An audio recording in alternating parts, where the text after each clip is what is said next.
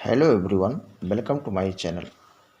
आज मैं आपको सावरकर के साहित्यिक अवदान के बारे में कुछ रोचक तथ्य बताना चाहूँगा। स्वतंत्र वीर सावरकर जी महान क्रांतिकारी तो थे ही, साथ साथ महान साहित्यिक भी थे। अभूतपूर्व व्यक्तित्व के धनी सावरकर ने अपनी राष्ट्रभक्ति, राष्ट्र साधना का माध्यम अपने सशक्त लेखन को धार देकर की। उन्होंने साहित्य के तमाम विधाओं के माध्यम से अपनी राष्ट्रभक्ति का प्रदर्शन किया है। अपने ज्ञान के उतंग शिखर से निकलने वाली साहित्य की गंगा ने महाराष्ट्र ही नहीं अपितु पूरे देश को ईश्वर के प्रतिरूप सशक्त शक्त स्वरूप शब्दों के माध्यम से सोई हुई जनता को जगाकर राष्ट्र के विचारों को नई दिशा व दशा प्रदान की। चाहे कोई भी सामाजिक मुद्दा रहा हो, जाति भेद, हिंदुत्व, अंधश्रद्धा, समाज को दुर्बल बनाने वाले अन्य तमाम गैर सामाजिक विषयों को अपने विशुद्ध वैज्ञानिक एवं तार्किक सशक्त साहित्य के माध्यम से लोगों को राष्ट्रयोगी एवं कर्मयोगी बनने के लिए जागृत किया। सावरकर जी महाराष्ट्रीय साहित्य के प्रकांड पंडित थे। उन्होंने कई उच्च कोटि के ग्रंथों की रचना की है।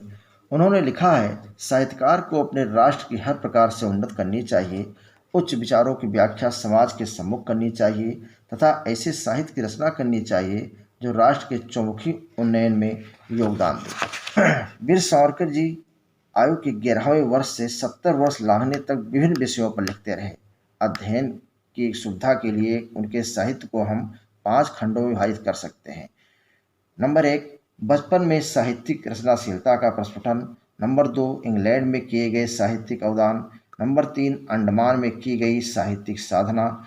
नंबर 4, अंडमान से वापसी तथा रत्नागिरी में स्थानबद्धता के समय साहित्यिक अभिव्यक्ति। नंबर 5, रत्नागिरी में स्थानबद्धता की मुक्ति से लेकर मृत्यु पर्यंत तक रचनात्मक साहित्यिक अवदान।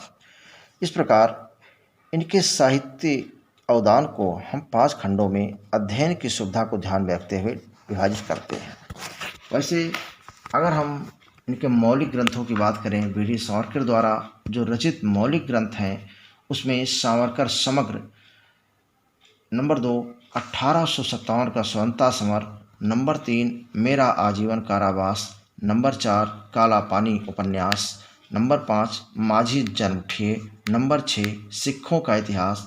नंबर 7, बिहारी मराठी साप्ताहिक था ये। नंबर 8, कमला। नंबर 9, हिंदू पद पातशाही। नंबर 10, गोमांतक। नंबर 11, सावरकर विचार दर्शन स्वरूप। नंबर 12, हिंदुत्व शोध ग्रंथ।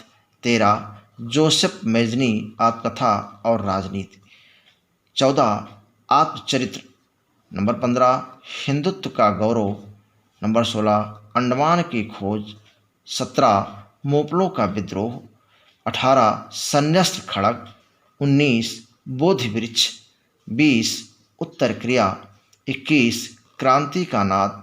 22, प्रतिशोध। 23, शस्त्र और अस्त्र। 24, भारतीय इतिहास के 6 स्वर्णिम पृष्ठ। इस प्रकार सावरकर द्वारा रचित और भी हजारों ग्रंथ हैं जिसका वर्णन कर पाना आसान नहीं है।